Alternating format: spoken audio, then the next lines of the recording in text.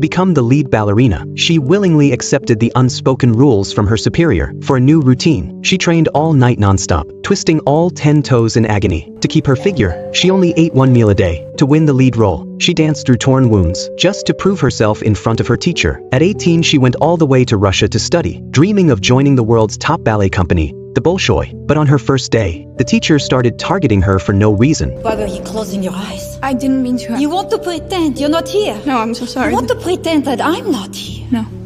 Changement de pied. Joy was called to perform solo. The teacher sped up the music like crazy, raised the difficulty, toyed with her until she was completely exhausted.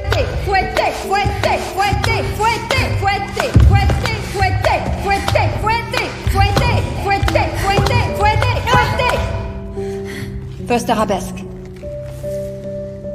That was the first time her fingertips bled, and it lit a fire in her to push back no matter what. A few days later, the teacher brought exciting news. The Bolshoi was forming a second team and holding tryouts. There was only one spot for the entire academy, but Joy was full of confidence. She iced her toes after class and got ready for the audition. But the next day, without even a tryout, the teacher gave the spot directly to Tasha. Joy was stunned. She barged into the office demanding an explanation. The teacher told her not to waste her time, because foreigners aren't welcome here. The Bolshoi would never accept an outsider. Joy refused to accept that. She told the teacher to name any dance. Let their skills do the talking. If there was one flaw in her performance, she'd leave the academy immediately. The teacher had never seen a student like her, so he picked the hardest dance he could to shut her down. You know Esmeralda?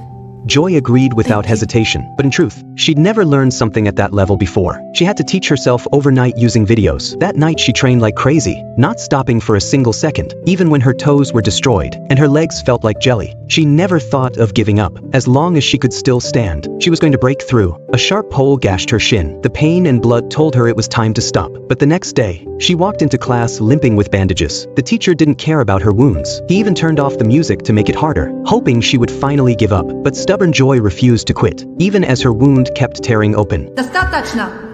Her moves were nearly flawless. The teacher couldn't find a single mistake. He had no choice but to give in and let her compete against Tasha for the spot. Joy's presence was a huge threat to Tasha. To calm herself down, Joy set her alarm and went to bed early. Maybe it was the first deep sleep she'd had in ages. When she opened her eyes, it was already almost noon. Why didn't the alarm go off? Where did the clock go?